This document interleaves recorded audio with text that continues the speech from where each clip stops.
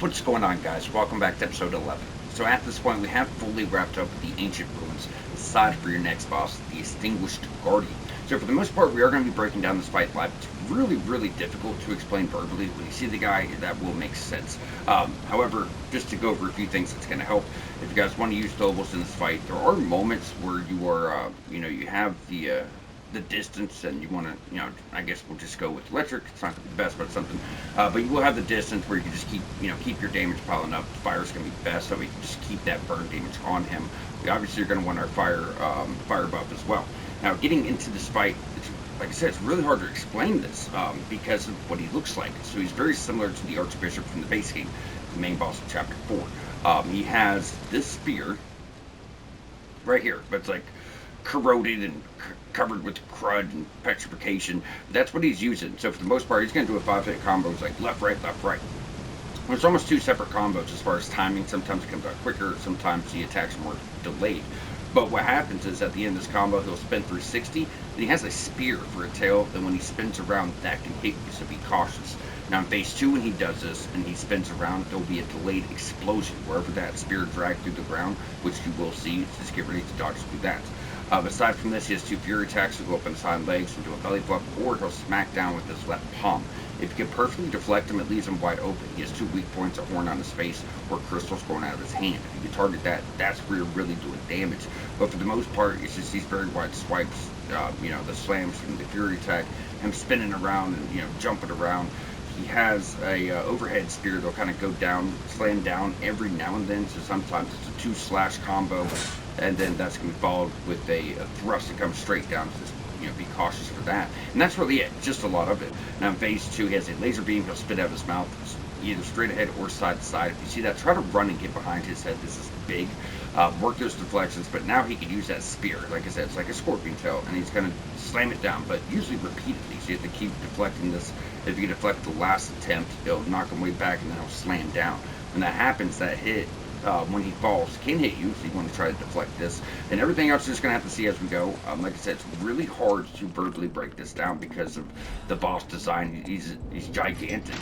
More so than any enemy you've ever seen. It's the biggest enemy you've ever seen to this point. It's huge. But just remember what I said. Spear tail type deal. He's got the spear in his front palms. Just side swipes, a couple overheads, spinning attacks, belly flop fury, slam the right or his left palm as a fury attack as well. Also very telegraphed, easy to get. And yeah, you're just taking advantage of the deflections, working the crystals that are popping out of them, and that's what's going to cause damage. I did not mean to summon here. Summon actually fucks you up in this fight. For the walkthrough, it's always good to summon, right? We're trying to help people out. However, I noticed the summon gets in our way, and I think that actually hurts you in the long run because you're going to miss those big deflections. You're not going to get those off, and that's how you break his stance. If we can break his posture, the critical attack you do here is this crazy animation, but it just does a lot of damage. It's almost like a gimmick that way, so if you can break his stance, the fact of the matter is, the summon does get in your way. I don't like summons. I use them for walkthroughs because I think overall they will help people out, but there are certain fights where, it kind of gets in your way. It kind of leaves you worse off. Like I said, how do I describe this? It's not really a spider, but he's kind of, he has multiple limbs. It's a big blob. So, we do our best to break it down, but like I said, it's really difficult to explain what this thing is. You see he's got the arm growing back up, it's almost like a scorpion tail. It's not, but I just overhead slam, which I think I did miss my timing on. Side swipe. Yeah, a lot going on here.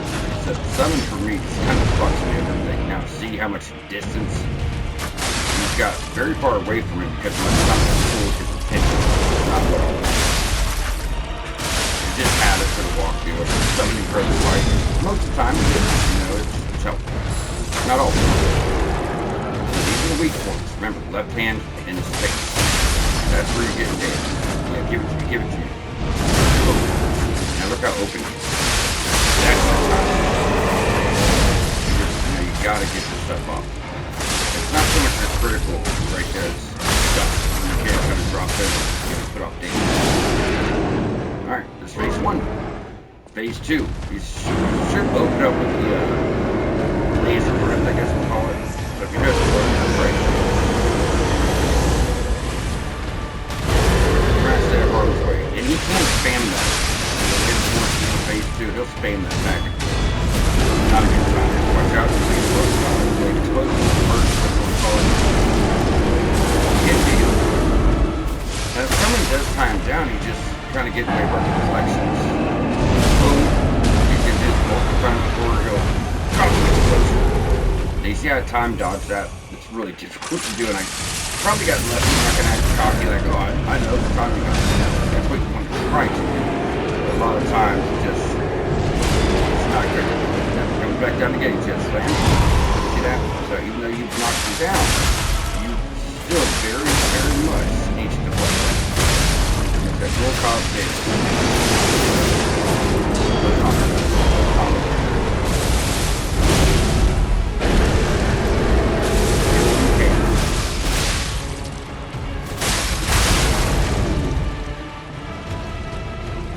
What are you doing? Of course, she waits. So it's multi-deflect. Overhead. There we go. I got greedy, but I think it worked out for us.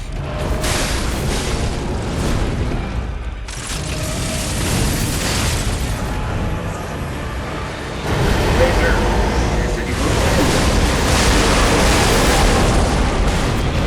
I think we got him. He does do this like last ditch effort when you break his stance. See that?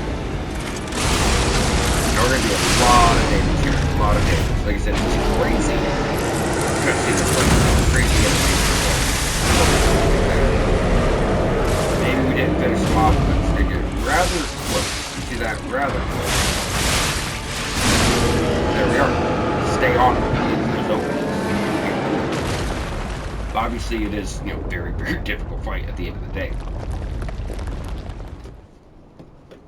Alright, so now that we have that done, we have access to my favorite weapon in the game.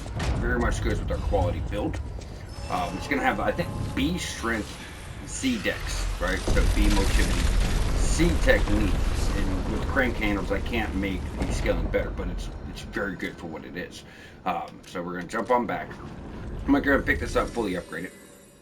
It's really good. It's like a, it's not so much a short sword. I guess you can call it like a smaller great sword with a gun built into it. So, really dope. Charged heavy attacks or a gunfire followed by a big slash that closes the distance. Fable Art for the handle is a huge gunshot. Fable Art, I'm sorry, for the blades, huge gunshot. For the handle, it's a buff that builds up a bunch of fire and ergo on the enemy. So, it's a lot of really, really dope stuff going on with it. Now, keep in mind, we have to get all special weapons and special rings, so sometimes you get the ring. I mean, you have two playthroughs regardless of what you do. There's no way around it, but still. So you either get this, or you can get this. Increase attribute damage inflicted on enemies affected by the same attribute status ailment. So, what this means is if I'm using fire, when I build that up, they're going to be less resistant to fire damage. I think they could have worded this a little bit better, but that is what it is. I think we're going to talk about that one. But yeah, it's a solid choice depending on your build. If you're doing advanced, I'd pick it up, right? But for us, we're going to get the Pale Knight. So B motivity, C technique, 118 plus 174 skill, which is not bad. Unupgraded at that. Plenty of post-cell charge. There's a lot of really good things going on with it. So now that I have picked that up, such a nice weapon. I can't wait to show you guys this. It's really, really nice. It's not my favorite for no reason. There's a lot of weapons in the game. Not as much as usual, but still quite a few weapons, and it stands out. I wish we got it sooner, because you're heading into the last 2 chapters of the game at this point, the DLC. But still, there's still plenty to do. Better believe it. So look at that, guys. Look at that. We're looking at 247 with 174 into our scaling. Now, obviously, this does not do critical anymore. Let's just reset everything up here. So we got, damn, I don't think, rolling is slightly heavy. But you know what? Fuck the weight. We could just keep, I mean, if I have to bring capacity to 60, I'm already at 40 my damage stats, 50 health, 25 stamina. Let's do without that. the weight's still going to go quite a bit up, but we'll just keep leveling it. I think that way we can use other stuff. So we definitely want to go with Patience Amulet +1 for stamina regeneration. 2 utility, 2 to boost damage. So my other one would be Storytellers. Increase Fable charge amount when attacking. We are constantly building up Fable, and we can do our Fable arts much more often. This is exceptionally powerful if you think about it. Then we'll have 2 to boost damage. So since we do have higher stamina, and we also have just our stamina regeneration ring, forgive me. I think the Morbid Ambition's nice. More stamina it's going to cost to attack, but it's just damage boost on every single hit. That's it's pretty huge. And then aside from that, this one's not a bad choice because it stacks like every time you hit. Yeah, we'll go with those. I think that's a pretty solid loadout. But either way, now that we have that caught up, let's go through our build maintenance very quickly, guys. Very quickly. And we've already done all the side content up to this point as well. So, do we have any? We have 2. So we'll do staggered duration.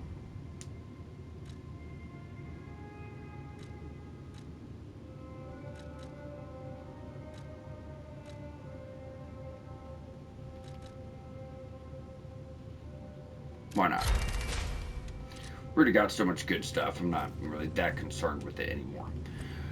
Alright, so from this point, we're going to keep on pushing and get to a smaller transitional zone leading to the real start of the next chapter. So with that in mind, we do have a few levels. So like I said, we'll just keep bringing that capacity up.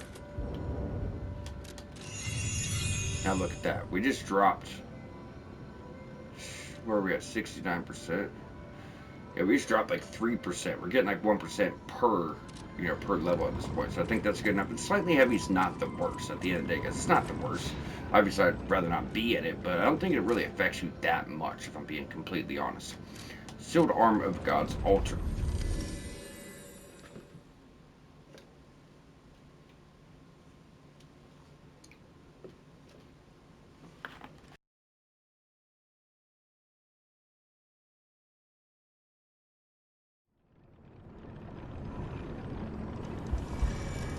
Alright, guys. So obviously, everything. In fact, the path you took in does get blocked off once you beat the enemy, regardless. There's only one way to go, but either way, make sure you move straight. So going on down, we're actually about to reach a hideout. Not immediately, but coming. The legendary stalker used. So she pretty much left a bunch of supplies behind. She says, hey, you can take this. I won't need it anymore. I'm too sick. But we're also going to find 2 recordings. They explain a lot about the story. One's from the legendary stalker. One is from Arlecchino, the murderous puppet. So it's getting to the point where you're really learning a lot about the story. So Arlecchino is a puppet that was built by the alchemist to help further their plans, but he cannot be controlled. He's very murderous, very mad, if you will, crazy. So this is the same guy that did the phone riddles in the main game. That you meet him at the end, and he asked you the question, puppets are humans, you get it now, and all that just crazy fuck. Well, he's the main villain of the story. Yeah, you have the alchemist, and that played out in the main game. Their plan, puppet frenzy, the petrification disease, and all these things. But Arlecchino is the main villain for this time because he's just kind of going rampant and killing everybody. And yeah, there's a bigger story at play, but that is already played out in the first game, right? So we're about to start getting into that. If you've received this message, then I am likely dead. Either I have been cut down by a blade, or I have succumbed to the disease consuming my body. But before the end, I will save Romeo, and I have a request. Take care of him. Please. Do this for me. If he gets any foolish ideas about exacting revenge or completing my mission, stop him. You have my permission to slap him if that's what it takes. And tell Romeo, tell him to be happy. So she does not want her apprentice being killed. She wants him to have a normal life because none of the other ones got to, right? Carlo got killed. She's on her way out. So she wanted the best for her apprentice. Does not want him to continue down that path. And most esteemed stalker, I wish I could personally see your face this very moment. How do you like my masterpiece? I poured my very soul into it with all my heart. I trust there is no need for formal introductions, of course not. For it is I, your dear Latino. You took many things from me. Arms, legs, a sunny outlook on life. And then you drove nine blades through me, all on your own. So, I have only you to thank. So either way, he talks a lot, guys. He talks a lot. So do take that in your own time. It's actually really interesting. So he's very, very, very formidable. Probably the hardest boss I've faced in any game in a very, very long time.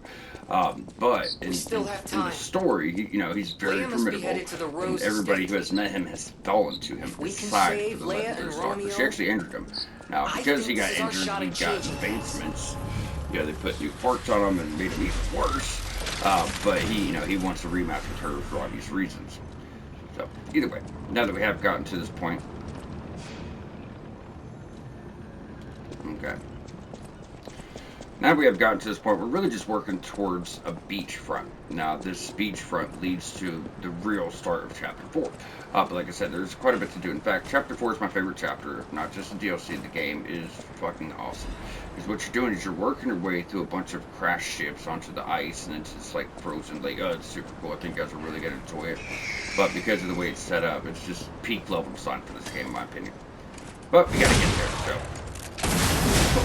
Like I said, really nice. A little slow because it is, a great sword. Not a colossal great sword, but great sword. It's not that slow, you know what I mean? Like, it's a little slower than most, but it's really, really nice because just the raw damage output of it. And you do have one of those rock stone blocks over here, so you gotta try to just move your way around all this.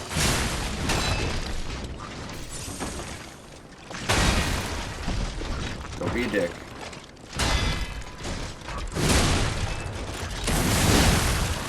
You. And don't worry about that lower path, we're going to get to it.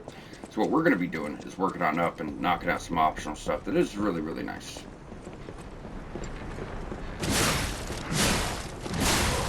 Thank you.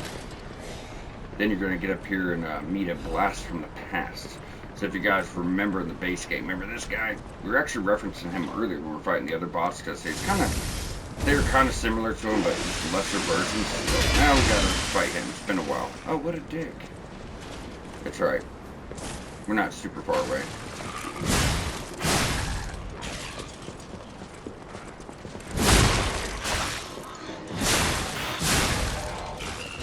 It's a really tight space, it could happen. Just be cautious.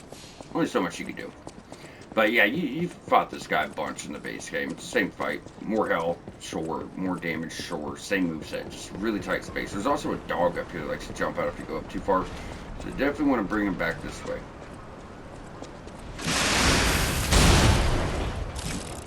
Thank you. Come on, buddy.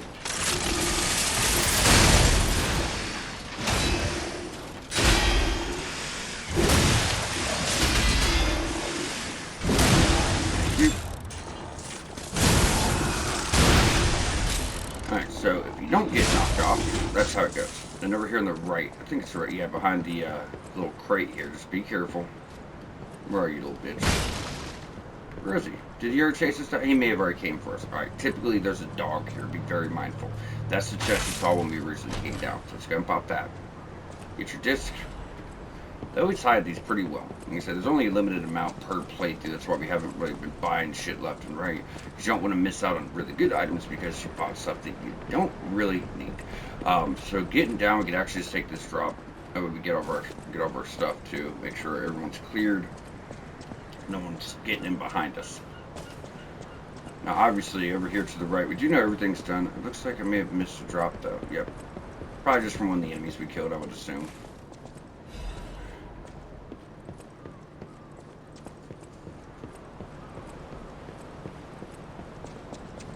Now you will see a lower path. You don't want to take that yet.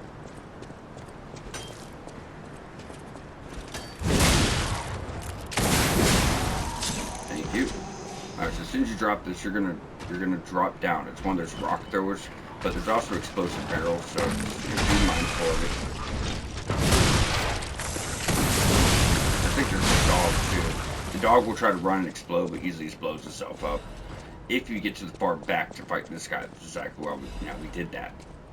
But typically you won't see him if you play your cards right. Now this is your mine guy. If you guys remember, it's like playing in mines and jumping at you. It's not the funnest enemy. That's a mine.